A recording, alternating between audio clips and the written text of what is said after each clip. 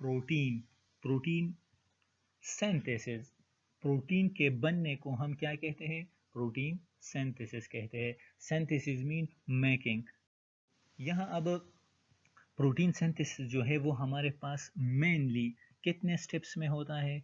2 steps में हमारे पास protein synthesis complete होता है। एक को हम ट्रांसक्रिप्शन कहते हैं और दूसरे स्टेप को हम क्या कहते हैं? ट्रांसलेशन। लेकिन अब हम इन दो ऑर्गेनिजम्स के बीच में प्रोटीन सिंथेसिस के प्रोसेस को कंपेयर कर रहे हैं। ये हमारे पास यूकैरियोटिक ऑर्गेनिजम्स का सेल दिया गया है और ये हमारे पास प्रोकैरियोटिक ऑर्गेनिज्म का सेल दिया गया है। गौर से आप लोगों ने ये सब लेबलिंग जो है ये नोट करनी है, क्योंकि प्रोकैरियोटिक ऑर्गेनिज्म और यूकैरियोटिक ऑर्गेनिज्म के सेल का डिफरेंस भी इसी लेबलिंग से हमको वाज़ेह हो जाएगा। यूकैरियोटिक सेल में हमको सेंटर में एक ऑर्गेनेली नज़र आ रही है। ये हमारे पास क्या है? ये हमारे पास न्यूक्लियस है। ये चीज़ इस सेल में हमारे पास क्या है? एब्सेंट है। एज वी नाउ दैट क्या कि यूकैरियोटिक सेल वो सेल होते हैं जिसमें हमारे पास न्यूक्लियस और न्यूक्लियस के अलावा other membrane bounded organelles present होते हैं। जब ये चीज़ें सेल में मौजूद होंगे तो हम उन सेल्स को क्या कहेंगे? उन सेल को हम यूकैरियोटिक सेल कहेंगे। प्रोकैरियोटिक सेल वो सेल होते हैं जिनमें हमारे पास ना न्यूक्लियस होता है और ना न्यूक्लियस के अलावा अदर मेम्ब्रेन बाउंडेड ऑर्गेनेलीज होते हैं।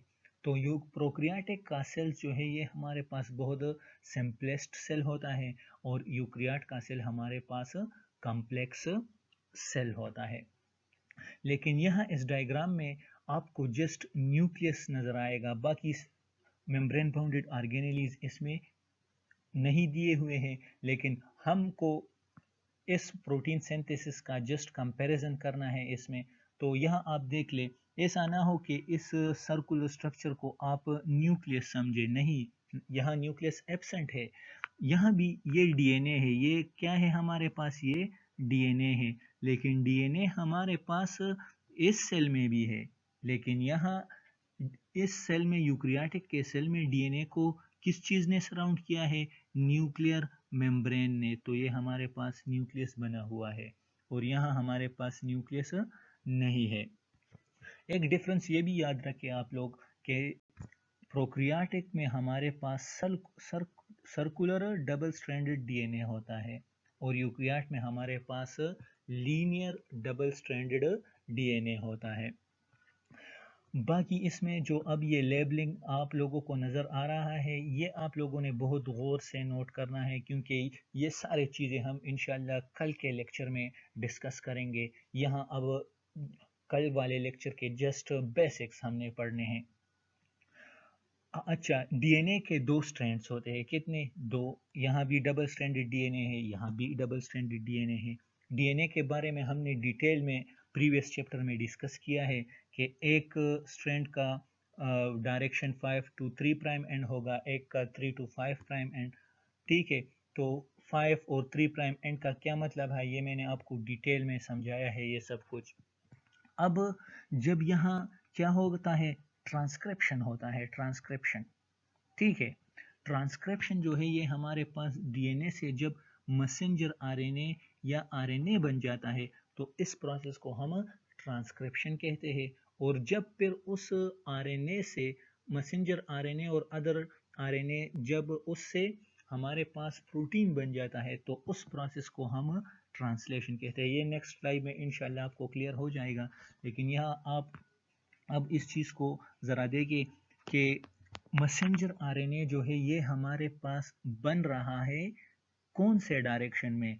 5 प्राइम डायरेक्शन से लेके 3 प्राइम डायरेक्शन में हमारे पास मैसेंजर आरएनए बन रहा है। तो मैसेंजर आरएनए ये डीएनए हो गया हमारे पास, ये न्यूक्लियस हो गया। ये क्या लिखा है? Transcription and processing. ये प्रोसेसिंग का वर्ड बहुत ज़रूरी है, ये इंशाल्लाह आगे डिस्कस होगा, लेकिन आप लोगों ने अब यहाँ इस स्लाइड पे तवज्जो देना है। 5 प्राइम से 3 प्राइम डायरेक्शन में हमेशा मैसेंजर आरएनए हमारे पास बनेगा। ठीक है, तो जब ये मैसेंजर आरएनए हमारे पास बन जाता है तो ये इस तरह मैच्योर आरएनए डायरेक्टली नहीं होता, इसमें प्रोसेसिंग होती है। क्या होती है हमारे पास इसमें? प्रोसेसिंग या मॉडिफिकेशन होता है। फर्स्ट मॉडिफिकेशन तो हमारे पास इसमें क्या होता है? कैपिंग और टेलिंग की एडिशन होती है। और इसके अलावा मैसेंजर आरएनए में यूकैरियोट में हमारे पास इंट्रॉन्स होते हैं जो कि नॉन फंक्शनल सीक्वेंसेस होते हैं, जो कि प्रोटीन के लिए कोड नहीं करते।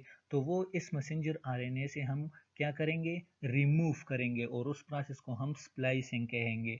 स्प्लाइसिंग कहते हैं, वो हम डिटेल में डिस्कस करेंगे।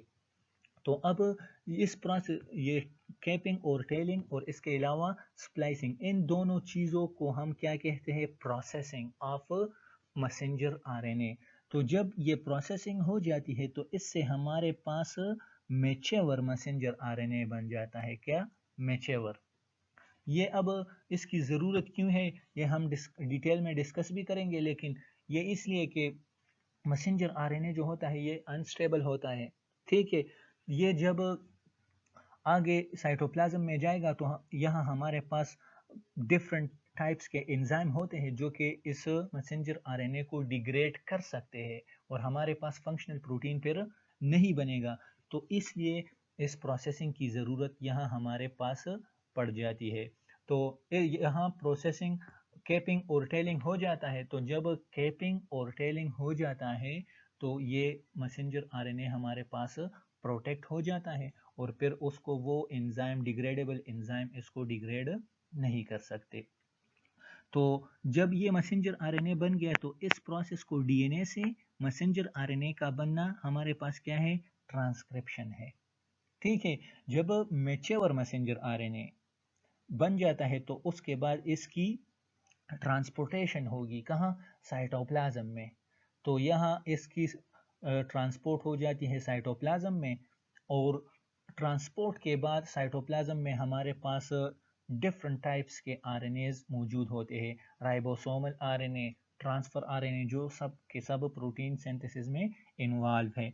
तो यहाँ आप देख ले, रेड मैसेंजर आरएनए है जो कि इसकी डायरेक्शन 5 प्राइम से 3 प्राइम एंड की तरफ है।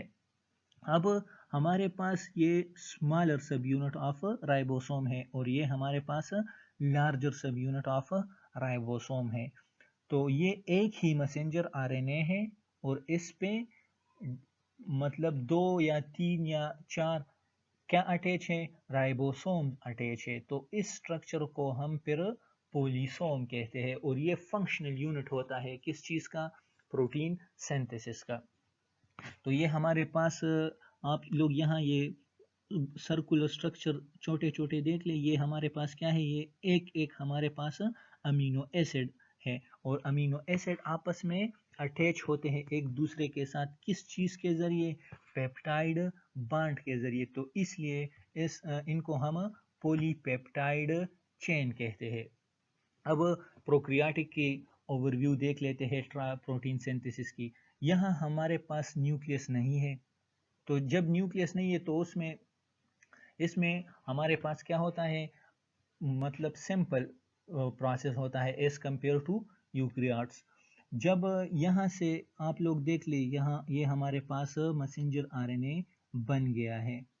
ठीक है, जब मैसेंजर आरएनए अभी फुल कंप्लीट बना भी नहीं है, और इस पे क्या? इस पे हमारे पास ट्रांसलेशन स्टार्ट हुआ है, मतलब ट्रांसक्रिप्शन कंप्लीट अभी नहीं हुआ है और हमारे पास ट्रांसलेशन स्टार्ट हुआ है। ये प्रोक्रियाट का करेक्टरिस्टिक है कि इसमें दोनों प्रोसेस साइमल्टेनियसली होते हैं, और यहाँ यूकैरियोट में हमारे पास मतलब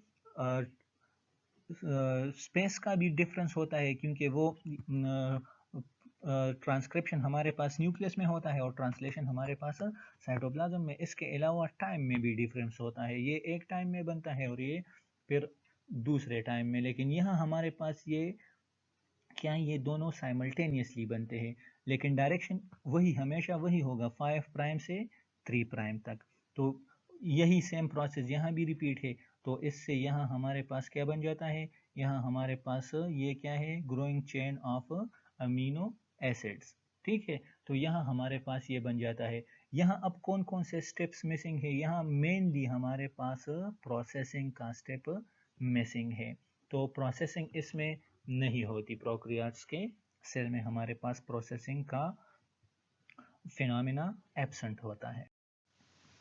अच्छा, अब इस स्लाइड में आप लोग ज़रा डीएन अक्सर मतलब या वाईवे में या किसी लेक्चरशिप के टेस्ट में भी ये क्वेश्चन पूछे जा सकते हैं कि एक डीएनए है और वो दो मुख्तलिफ प्रोसेसेस को रन करता है। एक को ऑटोकैटालिटिक एक्टिविटी ऑफ डीएनए कहता है और दूसरे को हेटेरोकैटालिटिक एक्टिविटी ऑफ डीएनए। अब ऑटोकैटालिटिक एक्टिविटी क्या है और हेटेरोकैटालिटिक एक्टिविटी क्या है, तो यहाँ राइट साइड पे आप लोग ये डायग्राम देख रहे हैं, ये मैंने ड्रा किया है। ये हमारे पास क्या है, डीएनए है। डीएनए से जब हमारे पास दोबारा डीएनए बन जाता है तो इसको हम ऑटोकैटालिटिक एक्टिविटी ऑफ डीएनए कहते हैं। तो यहाँ डिफिनीशन में आप लोग देख ले, DNA which is responsible for the formation of new DNA, मतलब डीएनए से डीएनए ही बनेगा, डीएनए से कोई और चीज़ नहीं बनेगा। तो इस एक्टिविटी को ऑटोकैटालिटिक एक्टिविटी ऑफ डीएनए कहते हैं। इसका एग्जाम्पल हमारे पास जो आप सब लोग जानते हैं, इसका एग्जाम्पल हमारे पास क्या है, डीएनए रिप्लिकेशन। अब डायग्राम के इस पिक्चर के दूसरे साइड पे आप देख ले, ये हमारे पास क्या है, डीएनए है, एरो है। एरो शो करता है कि डीएनए से क्या बन गया, हमारे पास आरएनए बन गया, आरएनए। ठीक है, आरएनए से फिर हमारे पास क्या बन गया, प्रोटीन्स बन गए, प्रोटीन्स। तो अब डीएनए एक चीज है और प्रोटीन दूसरा चीज है, मतलब डीएनए ने एक मुख्तलिफ, एक डिफरेंट चीज बनाया। तो इस एक्टिविटी को हम हेटेरोकैटालिटिक एक्टिविटी ऑफ डीएनए कहते हैं। As the name indicate, hetero, hetero mean different. तो यहाँ हमारे पास डीएनए से डिफरेंट चीज बनेगा। तो वो क्या है बनेगा, here the DNA will help in the formation और सिंथेसिस ऑफ आरएनए मॉलिक्यूल। ठीक है, तो अब आरएनए मॉलिक्यूल भी बन सकता है और आरएनए से फिर हमारे पास प्रोटीन भी बन सकते हैं। अब यहाँ आप लोग इस कंफ्यूजन में ना पड़े कि यहाँ तो सर आपने जस्ट आरएनए लिखा है। आरएनए, क्योंकि आरएनए जब डीएनए से आरएनए बन जाता है तो मेजॉरिटी आरएनए हमारे पास ऐसे होते हैं कि उससे प्रोटीन नहीं बनते, जैसे कि राइबोसोमल आरएनए है, हमारे पास ट्रांसफर आरएनए है, वो उसी फॉर्म में फंक्शनल हो जाते हैं। तो अब डीएनए से तो आरएनए बन गया, मतलब डिफरेंट चीज़ है, डीएनए डिफरेंट है और आरएनए डिफरेंट है, तो ये भी हेटेरोकैटालिटिक हो गया। ठीक है, और अगर डीएनए से आरएनए बन गया और उस आरएनए से फिर प्रोटीन्स बन गए, जैसे कि डीएनए से मैसेंजर आरएनए, मैसेंजर आरएनए से फिर प्रोटीन, तो ये भी हेटेरोकैटालिटिक एक्टिविटी ऑफ डीएनए में इंक्लूड है। इसका एग्जाम्पल हमारे पास क्या है, इसका एग्जाम्पल हमारे पास है protein synthesis is the example of heterocatalytic activity. ये हमारे पास क्या है, ये हमारे पास डीएनए है। डीएनए में हमारे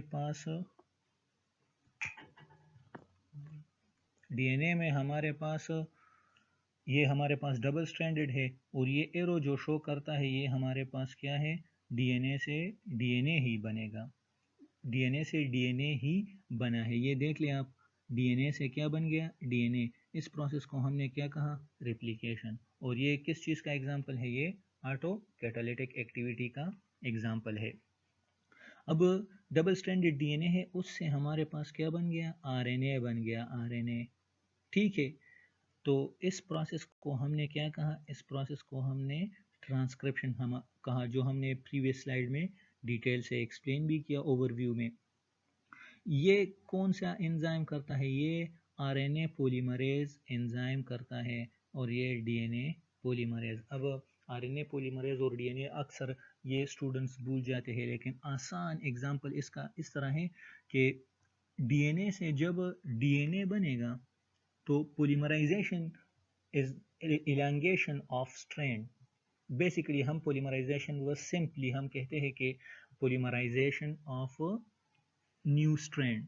तो अब वो एंजाइम जो पोलीमराइजेशन करता है किस चीज़ का, डीएनए का पोलीमराइजेशन करता है, मतलब डीएनए से डीएनए बनता है। तो उसके साथ आप आगे क्या लगाए, आगे आप इसके साथ इससे आगे आप डीएनए पॉलीमरेज लगाए। तो जब डीएनए पॉलीमरेज आ गया मतलब ये डीएनए पे डीएनए को ही बनाएगा।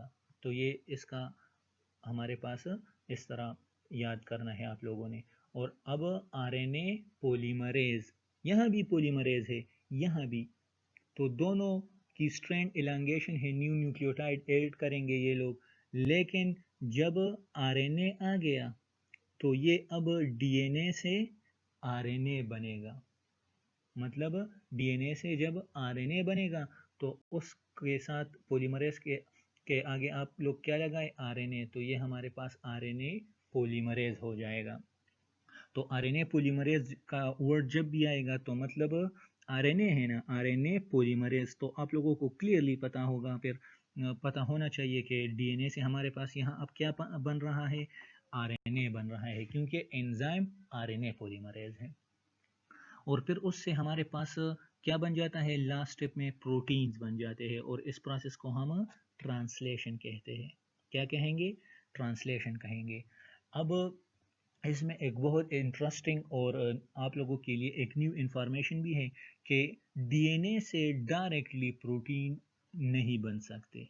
और इस पे लास्ट स्लाइड्स में मैंने डिस्कशन भी थोड़ा हिंट दिया है, उस डिस्कशन को वो हम लास्ट में डिस्कस करेंगे कि ये फिर हमको किस तरह पता चल गया कि डीएनए से डायरेक्टली प्रोटीन नहीं बनते। इसमें एक इंटरमीडिएट मॉलिक्यूल है आरएनए। तो ये हम इंशाल्लाह लास्ट स्लाइड्स में डिस्कस करेंगे। अब हम लोगों को एटलीस्ट ये तो पता होना चाहिए कि डीएनए और आरएनए में क्या डिफरेंसेस है, क्योंकि अब प्रोटीन सिंथेसिस में डीएनए से आरएनए बन रहा है और आरएनए से आगे फिर प्रोटीन्स बनेंगे। तो हमको दोनों के वो क्या बेसिक्स जानना ज़रूरी है यहाँ।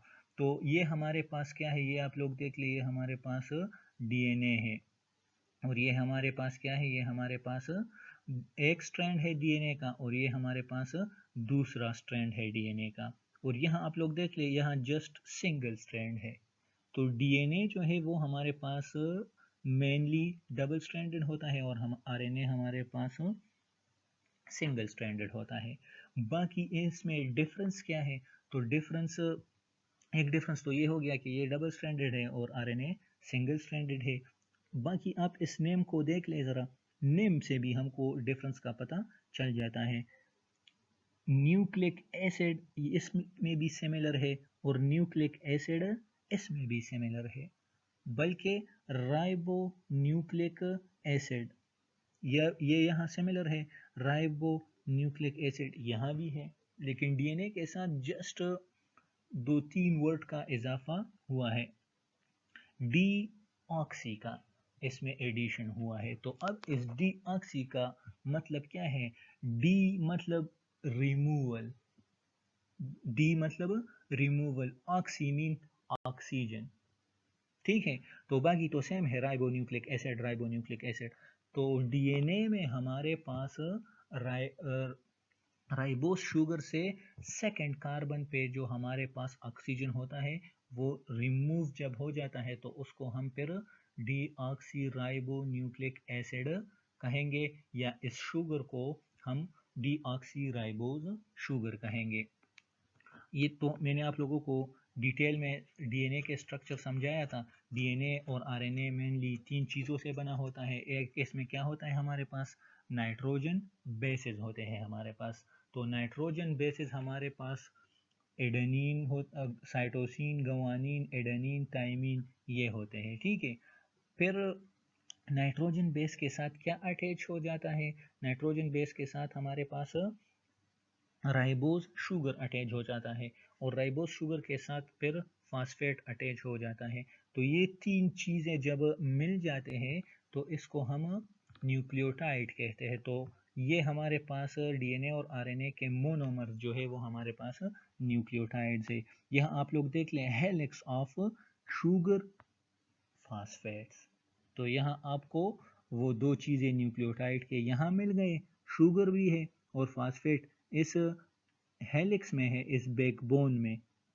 और एक चीज़ रह गया ना, नाइट्रोजन बेसिस, वो इसके अंदर आपको मिलेंगे।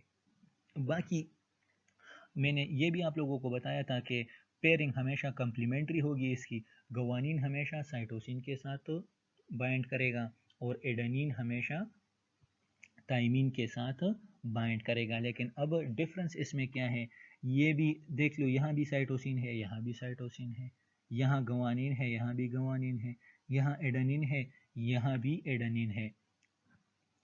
लेकिन यहाँ हमारे पास क्या है, थाइमिन है, और यहाँ हमारे पास क्या है, यूरासिल है। तो डीएनए में थाइमिन होगा और आरएनए में यूरासिल होगा। और इस थाइमिन और यूरासिल की डिफरेंस की वजह से और दूसरा ऑक्सीजन की रिमूवल की वजह से जो है DNA is more stable as compare to RNA molecule.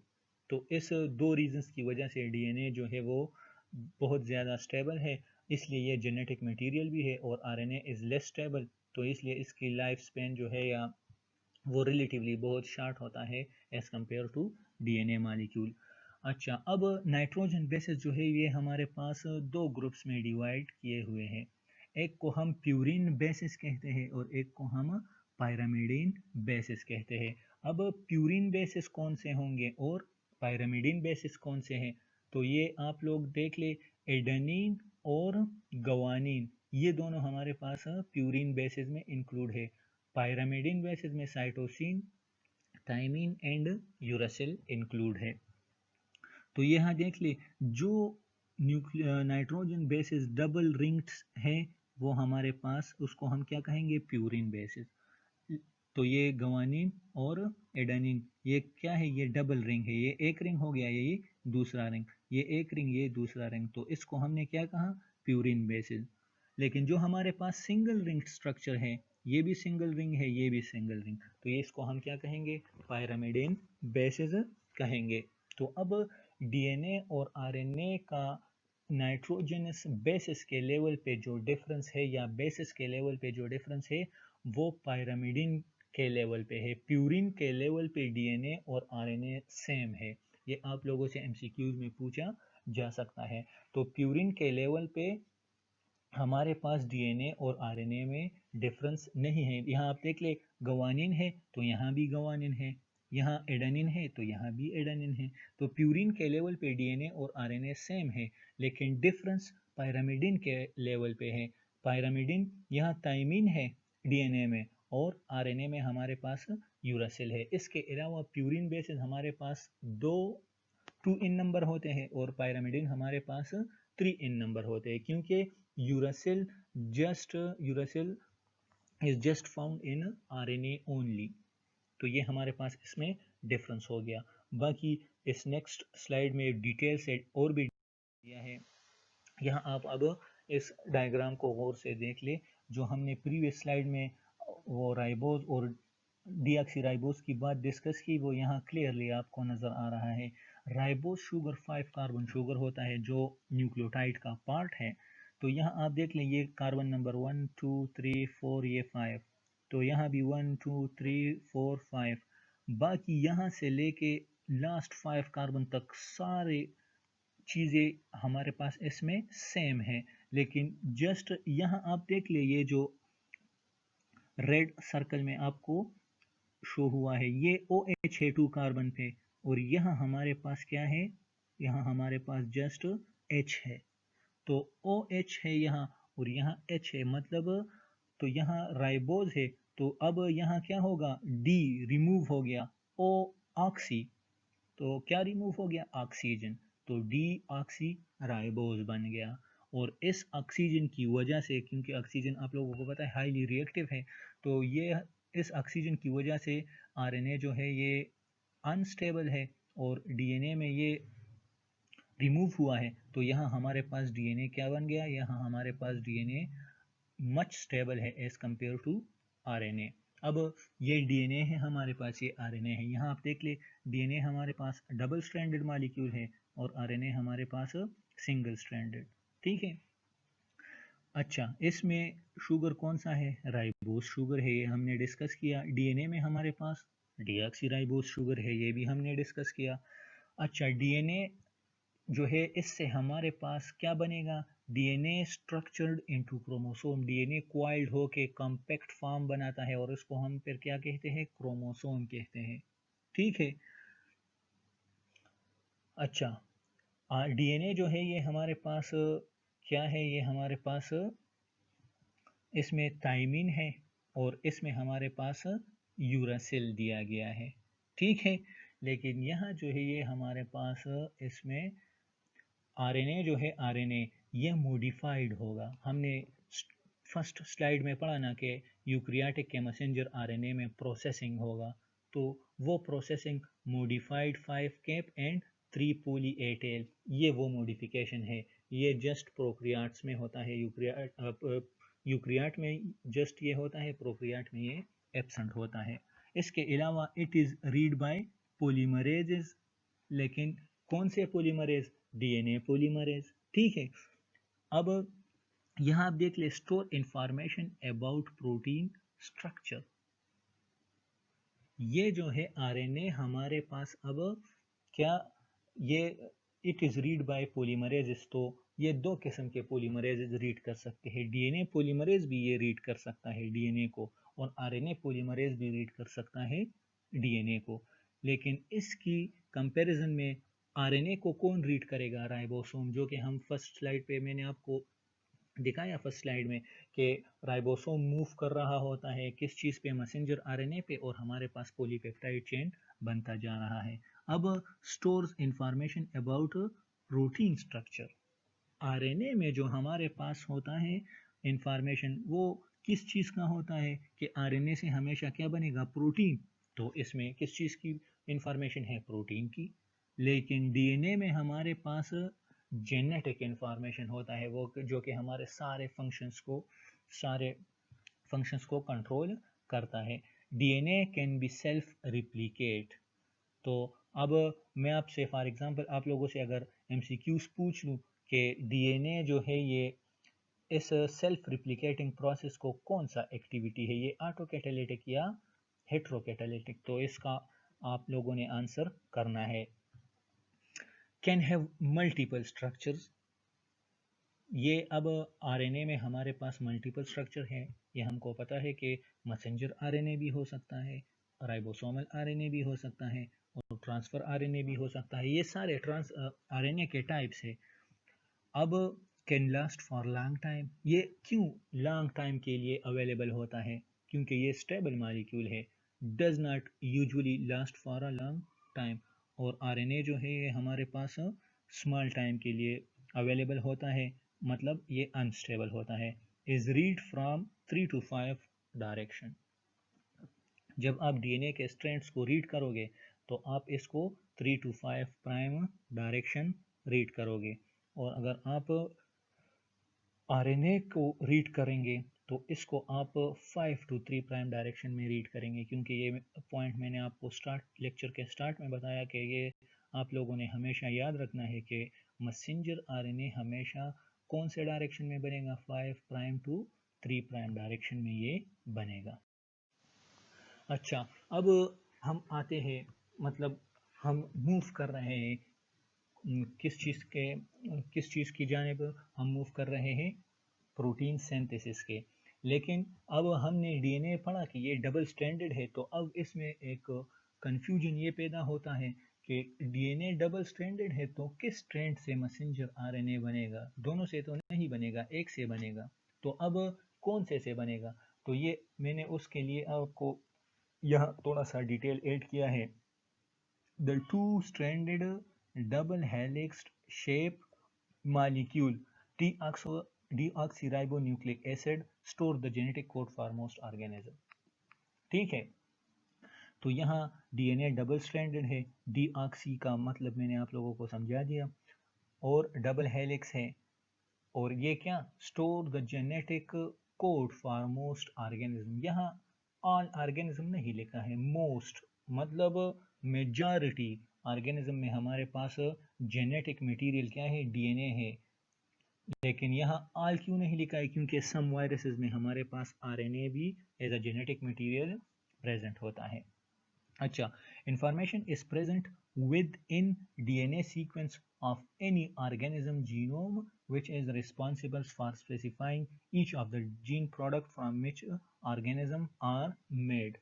अब DNA में हमारे पास इंफॉर्मेशन प्रेजेंट होता है और उस इंफॉर्मेशन से हमारे पास उस इंफॉर्मेशन से जो जीन हमारे पास डीएनए में हमारे पास इंफॉर्मेशन होता है किस फॉर्म में, जीन की फॉर्म में, और उस जीन से हमारे पास जीन प्रोडक्ट्स बनते हैं मतलब प्रोटीन, जिससे कि सारे ऑर्गेनिज्म बने हुए हैं। लेकिन अब यहाँ एक इंटरेस्टिंग बात ये पॉइंट है कि not only do this DNA sequences code for structure of this product but they also contain information specifying when, where and how much of the product is made।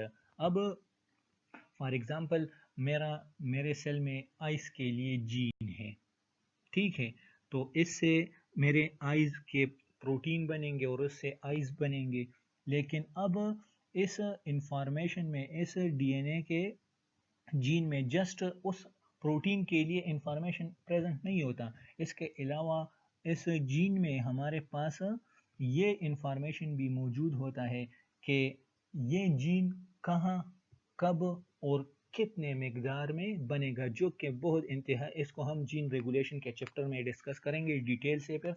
लेकिन ये बहुत एक इम्पॉर्टेंट पॉइंट है कि अगर ऐसा ना होता तो फॉर एग्जांपल मेरे सारे बॉडी के हर पार्ट के सेल जो है उसमें एक किस्म का डीएनए है, तो अब मेरे हैंड का डीएनए है, हैंड के सेल का डीएनए जो है उसमें आइस के जीन्स भी प्रेजेंट है, आइस के कलर के लिए जो रिस्पॉन्सिबल जीन है वो भी प्रेजेंट है, लेकिन वो वहाँ एक्सप्रेस नहीं होते। और इस तरह हमारे आइज़ में जो है वो हैंड के फिंगर्स की फॉर्मेशन के लिए और ये सब चीज़ें जो है इनके जीन्स भी प्रेजेंट है, लेकिन वो वहाँ एक्सप्रेस नहीं होते। तो ये वो फिनोमेना है कि when, where and how much of product is made. तो यह बहुत इम्पोर्टेंट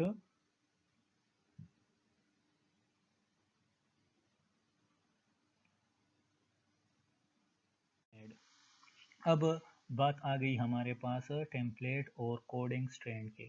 तो डीएनए में हमारे पास मेनली कितने स्ट्रैंड होते हैं, दो स्ट्रैंड से डीएनए बना होता है, एक को हम टेम्पलेट स्ट्रैंड कहते हैं और दूसरे को हम कोडिंग स्ट्रैंड।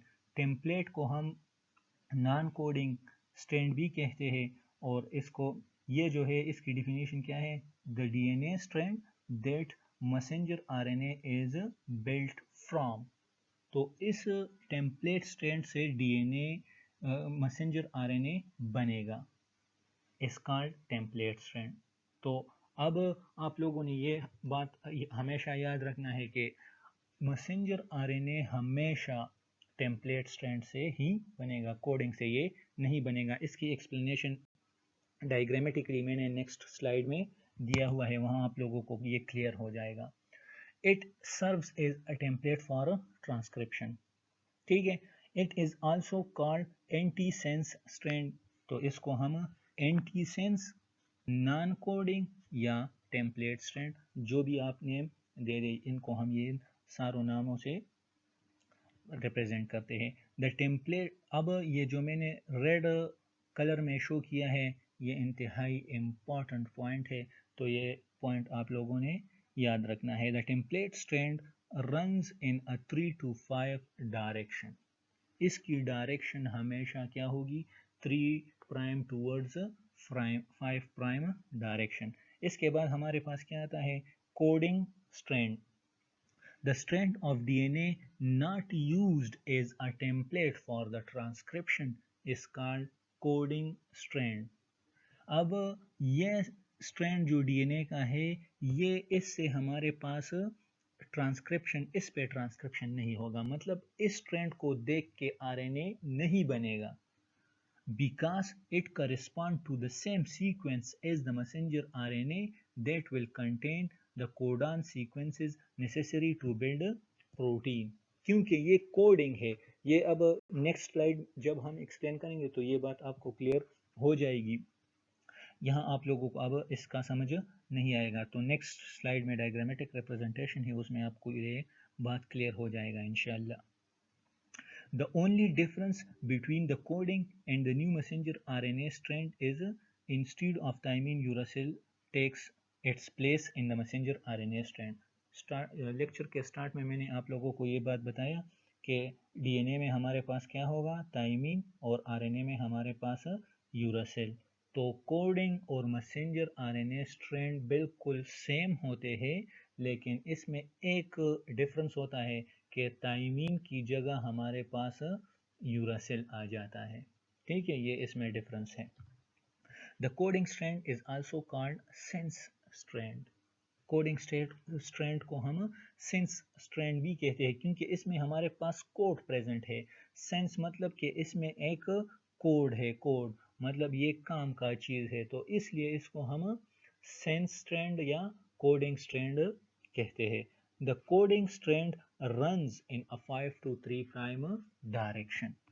अब आप लोगों को मैं एक पॉइंट बताता हूँ कि स्टार्ट में हमने फर्स्ट स्लाइड में हमने डिस्कस किया कि मैसेंजर आरएनए हमेशा किस डायरेक्शन में बनेगा, 5 to 3।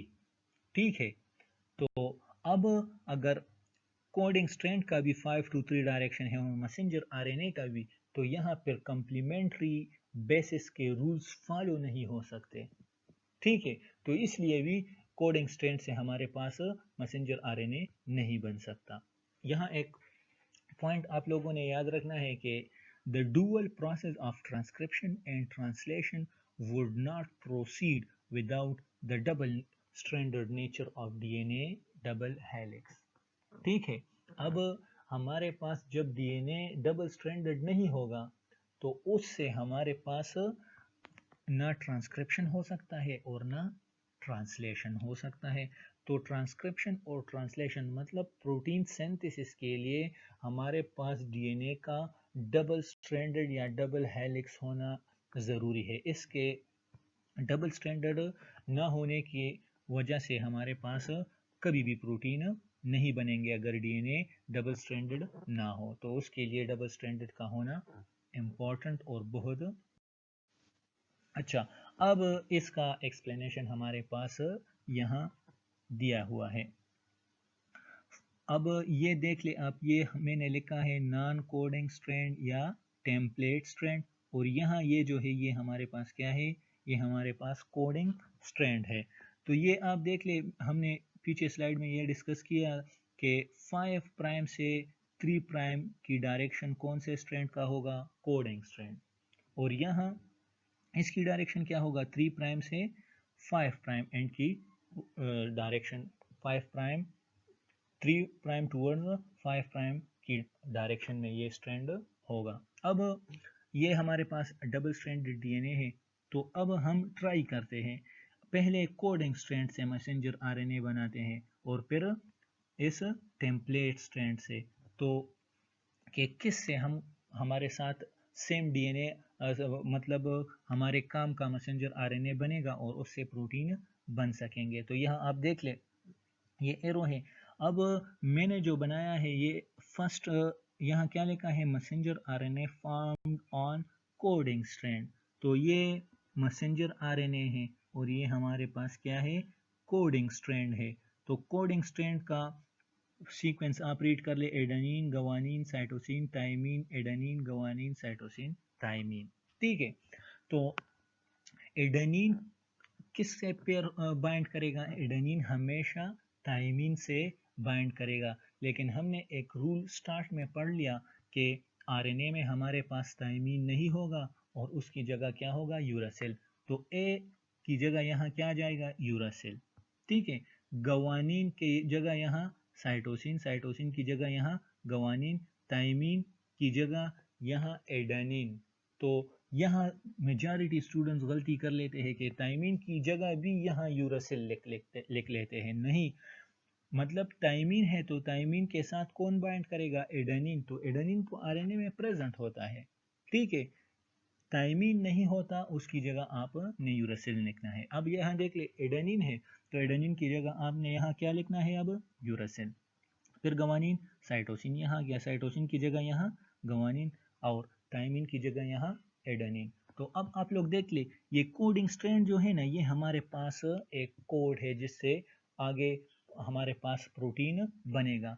तो अब ये जो स्ट्रैंड बन गया ना, ये बिल्कुल इसका अपोजिट है और ये इसके साथ सिमिलर है। ये आप लोग देख ले, थायमीन की जगह तो यहाँ यूरासिल है, लेकिन यहाँ देख ले cytosine cytosine, guanine guanine, adenine adenine, uracil, यहाँ thymine, cytosine cytosine, guanine guanine, adenine adenine. तो मतलब हमारे पास कोड के अगेंस्ट मैसेंजर आरएनए बन गया, तो मतलब ये गलत है।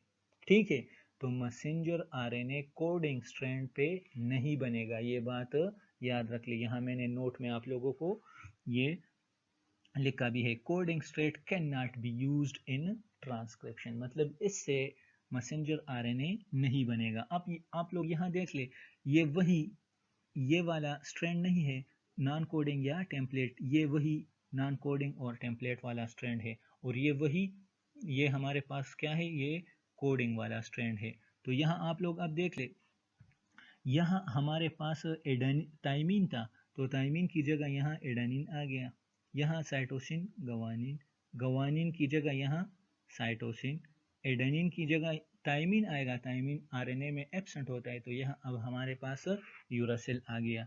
फिर थायमीन की जगह एडेनिन, साइटोसिन की जगह गवानीन, गवानीन की जगह साइटोसिन, और एडेनिन की जगह यूरासिल। ठीक है, तो अब आप लोग कंपेयर कर ले ए। अब हम क्या करते हैं, इस मैसेंजर आरएनए को अब हम कोडिंग के साथ इसको कंपेयर करते हैं। तो एडेनिन के साथ हम ये देख ले, यहाँ मैसेंजर आरएनए पे भी एडेनिन है, यहाँ भी एडेनिन है, यहाँ गवानीन है, यहाँ भी गवानीन है, यहाँ साइटोसिन है, यहाँ भी साइटोसिन है। जस्ट एक डिफरेंस है, वो क्या है, थायमीन की जगह यहाँ हमारे पास क्या आता है, यूरासिल, क्योंकि वो थायमीन आरएनए में एब्सेंट होता है। बाकी इसका जो कोड है वो सिमिलर कोडिंग स्ट्रैंड के एग्जैक्टली सेम है।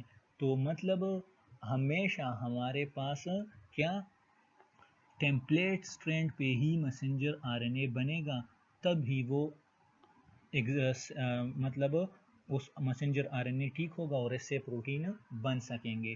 तो अब आप लोग मुझे ये बताएं कि टेम्पलेट स्ट्रैंड का direction 3 prime towards 5 prime and है, तो यहाँ मैंने डायरेक्शन को शो नहीं किया है, 5 प्राइम और 3 प्राइम को। तो ये आप लोगों ने अब बताना है कि ये ऊपर वाला कौन सा प्राइम होगा और नीचे वाला ये 5 प्राइम होगा, ये 3 प्राइम होगा, या ये ऊपर वाला 3 प्राइम या नीचे वाला 5 प्राइम। तो ये आप लोगों ने मुझे जो क्वेश्चन मैंने इस वीडियो में पूछे हैं, तो वो आप लोगों ने मुझे व्हाट्सएप पे उसके आंसर भेजने हैं, और जिस स्टूडेंट्स ने वो आंसर नहीं भेजे, तो मतलब उसने ये लेक्चर नहीं सुना है, तो he will be mark absent in my lecture. Okay, तो आप जो क्वेश्चंस मैंने पूछे हैं, तो वो आप लोगों ने आंसर करना है, और जिस स्टूडेंट्स ने आंसर किया तो जस्ट उसी का अटेंडेंस लगेगा। तो यहाँ क्या लिखा है मैंने, messenger RNA formed on the template strand and we get the exact code we need. तो मतलब हमेशा मैसेंजर आरएनए किस चीज़ पे बनेगा, टेम्पलेट स्ट्रैंड पे बनेगा। तो यहाँ नोट में क्या लिखा है, template strand can be used in transcription.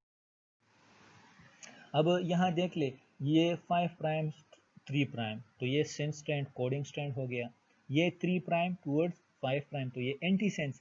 तो ये अब हमारे पास जो मैसेंजर आरएनए बनता है, ये 5 प्राइम टू 3 प्राइम डायरेक्शन में बनेगा, और ये इस एंटी सेंस या टेम्पलेट स्ट्रैंड से बना है। और फिर इस मैसेंजर आरएनए पे हमारे पास कोडान्स प्रेजेंट होते हैं, और एक कोडान हमारे पास एक अमीनो एसिड के लिए कोड करता है, तो इससे फिर प्रोटीन्स बन जाते हैं। ठीक है, तो ये हमारे पास क्या है, ये हमारे पास पेप्टाइड चेन है। तो ये देखें, डीएनए से जब मैसेंजर आरएनए बन गया, इस प्रोसेस को हमने ट्रांसक्रिप्शन कहा, और मैसेंजर आरएनए से जब प्रोटीन बन गया, तो इस प्रोसेस को हमने ट्रांसलेशन कहा। अब आरएनए आरएनए, अब डीएनए भी हमने एक्सप्लेन किया, आरएनए भी हम एक्सप्लेन करेंगे। डीएनए का तो हमें अब पता चल गया कि कौन सा स्ट्रैंड प्रोटीन सिंथेसिस में यूज होगा। अब आरएनए, आरएनए के टाइप से और डिफरेंट टाइप से, और हर एक का डिफरेंट डिफरेंट रोल है प्रोटीन सिंथेसिस में, तो अब हम ये भी पढ़ेंगे। The early investigators were having good reasons for thinking that information is not transferred directly from DNA to protein. They said there must be an intermediate DNA and there must be an intermediate between DNA and protein. तो अब ये बात जो मैंने आपको lectures के start में बताया कि ये हम डिस्कस करेंगे कि डीएनए से डायरेक्टली प्रोटीन नहीं बनते, इसमें एक इंटरमीडिएट मॉलिक्यूल है जो कि आरएनए के फॉर्म में है।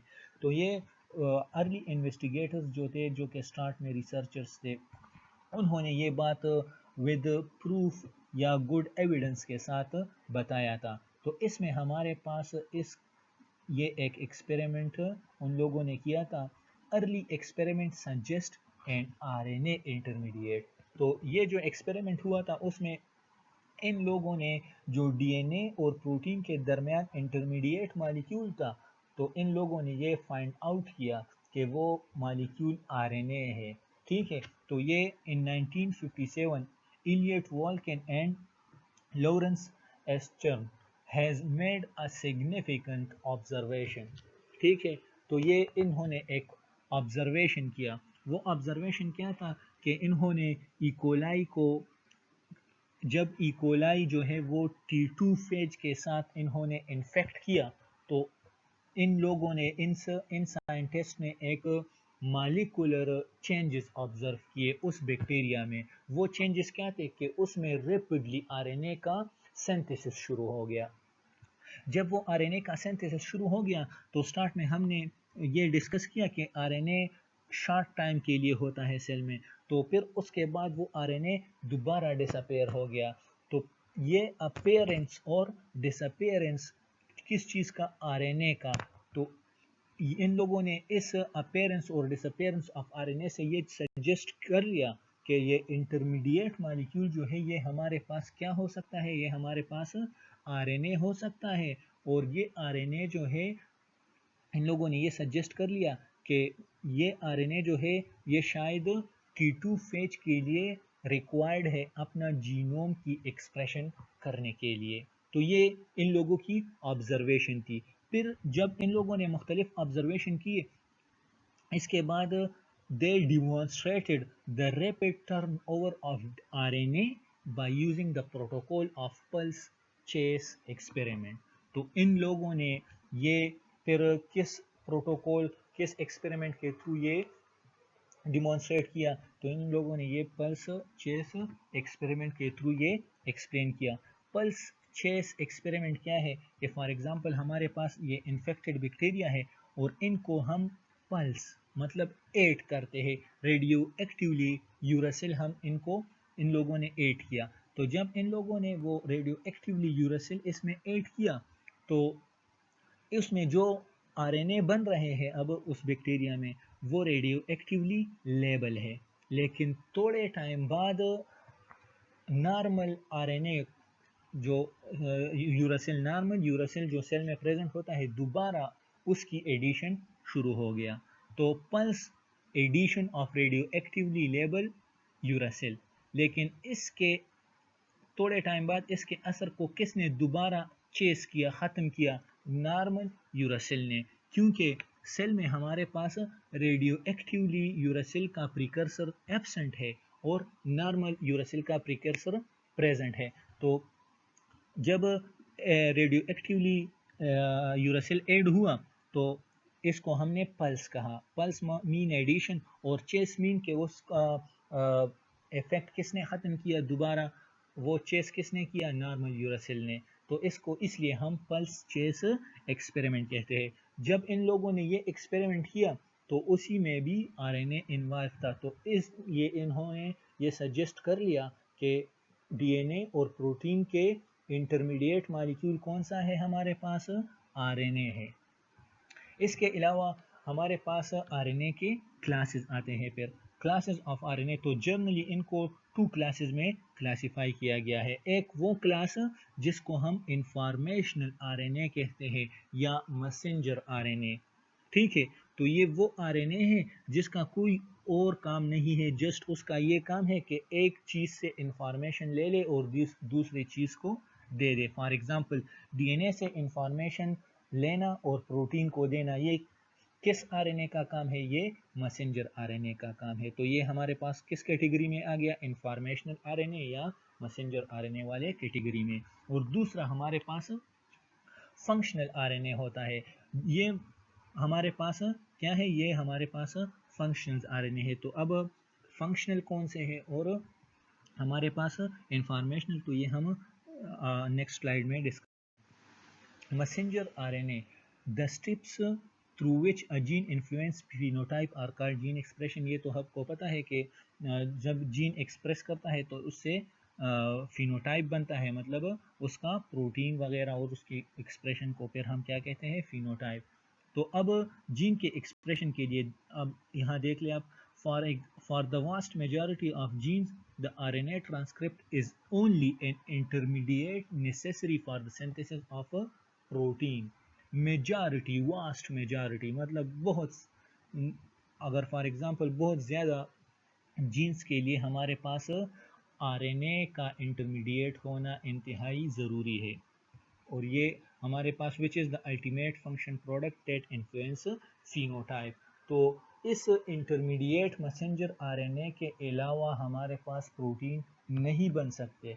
तो ये हमारे पास मैसेंजर आरएनए या पीछे स्लाइड में हमने डिस्कस किया ना, इंफॉर्मेशनल आरएनए इसको कहते हैं।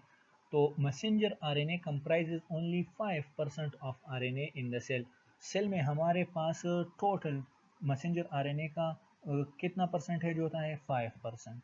अब functional RNA, as more is learned about the intimate details of cell biology, it has become apparent that functional RNA fall into variety of classes that play diverse role। ठीक है, तो अब हमारे पास फंक्शनल आरएनए जो है इसके अपने फिर क्लासेस है और इसके मुख्तलिफ फंक्शंस है। Again it is important to emphasize that functional RNA are active as RNA. अब ये बात इंतहाई इम्पॉर्टेंट है कि फंक्शनल आरएनए वो आरएनए होता है जो कि बस आरएनए के फॉर्म में ही क्या एक्टिव हो जाता है और काम शुरू कर देता है, जैसे कि राइबोसोमल आरएनए हो गया, ट्रांसफर आरएनए हो गया। ये हमारे पास फंक्शनल आरएनए के एग्जाम्पल है। They are never translated into polypeptide, और इससे कभी भी प्रोटीन्स नहीं बनेंगे। Each class of functional RNA is encoded by a small number of genes. अब फंक्शनल आरएनए जो होते हैं इसमें इसकी फॉर्मेशन के लिए हमारे सेल्स में फ्यूअर जीन्स होते हैं, स्मॉल नंबर में, जो कि a few tens to a few hundred, जो कि मतलब 10 से लेके 100 नंबर तक हो सकते हैं। However, through the genes that encode them are relatively few, some functional RNA account for a very large percentage of RNA in the cell because they are both stable and transcribed in many copies। तो इसलिए इनको इनका जो है ये उसी form में हमारे पास क्या है? ये उसी फॉर्म में हमारे पास फंक्शनल हो जाता है और उसी फॉर्म में हमारे पास स्टेबल भी हो जाता है। तो इसलिए कि इसकी जीन्स जो है जो कि इसकी फॉर्मेशन करता है वो हमारे पास सेल में इंतहाई कम मकदार में प्रेजेंट है। The main classes of functional RNA contribute to various steps in the informational processing of DNA into protein. Two such classes of functional RNA are found in prokaryotes and eukaryotes। ठीक है, तो ये हमारे पास दो functional classes हैं, functional RNA के classes. एक वो कौन कौन से हैं? वो हमारे पास ट्रांसफर आरएनए है और एक हमारे पास राइबोसोमल आरएनए है। अब ट्रांसफर आरएनए क्या काम करेगा प्रोटीन सिंथेसिस में, और राइबोसोमल। तो हमारे पास ट्रांसफर आरएनए जो है, these molecules are responsible for bringing the correct amino acid to messenger RNA in the process of translation। Start में हमने ट्रांसलेशन का प्रोसेस देख लिया ना। तो मैसेंजर आरएनए पे हमारे पास कोडान प्रेजेंट होते हैं और उस कोडान के लिए करेक्ट अमीनो एसिड को लाना, ये किसका काम है? ये ट्रांसफ़र आरएनए का। तो ये transfer RNA as the name indicate कि ये किसी चीज़ को एक जगह से दूसरी जगह ट्रांसफ़र करेगा। तो ये अमीनो एसिड को उठा के लाएगा मैसेंजर आरएनए तक और वहाँ उससे प्रोटीन बनेंगे। Transfer RNA make up about 15% of the total RNA in the cell. और ट्रांसफर आरएनए हमारे पास कितना परसेंट होता है सेल में? 15%। और एक और पॉइंट एमसीक्यूज इसमें ये भी है कि स्मॉलेस्ट आरएनए हमारे पास कौन सा है? ये हमारे पास ट्रांसफर आरएनए होता है। राइबोसोमल आरएनए, तो राइबोसोमल आरएनए जो ये है, ये हमारे पास these are the major component of ribosome, इससे राइबोसोम बना होता है, which are the large macromolecule machine that guide the assembly of amino acid chain by the messenger RNA and transfer RNA.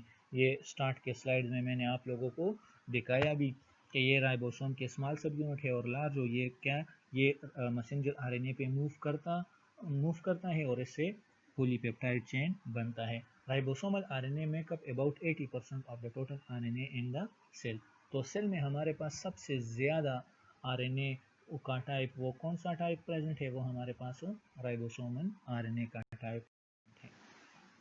अच्छा, इसके अलावा फंक्शनल आरएनए का एक और क्लास भी है जो हमारे पास आरएनए के प्रोसेसिंग में इन्वॉल्व होता है। और आरएनए के प्रोसेसिंग किस में होता है? मेनली वो यूकैरियोट्स में होता है। इसको हम क्या कहते हैं? Small nuclear RNAs. These are the part of a system that further possesses RNA transcript in eukaryotic cell. Some small nuclear RNA guide the modification of ribosomal RNA. Other unite with several protein subunit to form nucleoprotein processing complex called the spliceosome that remove the entrance from the eukaryotic messenger RNA. तो ये RNA small nuclear RNA जो होता है, ये हमारे पास RNA में modification, आप लोगों इंशाल्लाह नेक्स्ट लेक्चर में हम पढ़ेंगे। स्प्लाइसियोसोम एक कॉम्प्लेक्स एंजाइम है, वो किस तरह स्प्लाइसिंग करता है। इसके अलावा जब हमारे पास राइबोसोमल आरएनए और ट्रांसफर आरएनए बन जाता है, तो इस तरह डायरेक्टली फंक्शनल नहीं होता है, इसमें बहुत सारे मॉडिफिकेशन होते हैं, इसमें कॉइलिंग होते हैं, इसमें मोटिव्स इन्वॉल्व होते हैं। वो सब चीज़ें, वो काम कौन करता है? वो स्मॉल न्यूक्लियर आरएनए करते हैं। तो ये था आज का हमारा लेक्चर। तो इंशाल्लाह कल के लेक्चर में हम इसके पहले प्रोकैरियोटिक प्रोटीन सिंथेसिस के स्टेप्स डिस्कस करेंगे डिटेल में, और फिर नेक्स्ट लेक्चर में इंशाल्लाह यूकैरियोटिक प्रोटीन सिंथेसिस के स्टेप्स डिटेल में डिस्कस करेंगे। और जो क्वेश्चन, 2-3 क्वेश्चन मैंने आपको लोगों से पूछ लिए लेक्चर के दौरान ही, तो सारे स्टूडेंट्स ने उनके आंसर मुझे व्हाट्सएप करना है, और जिन ने आंसर व्हाट्सएप किया उसका अटेंडेंस लगेगा, और जिन ने नहीं किया तो उसका अटेंडेंस नहीं लगेगा। Thank you so much for the next time.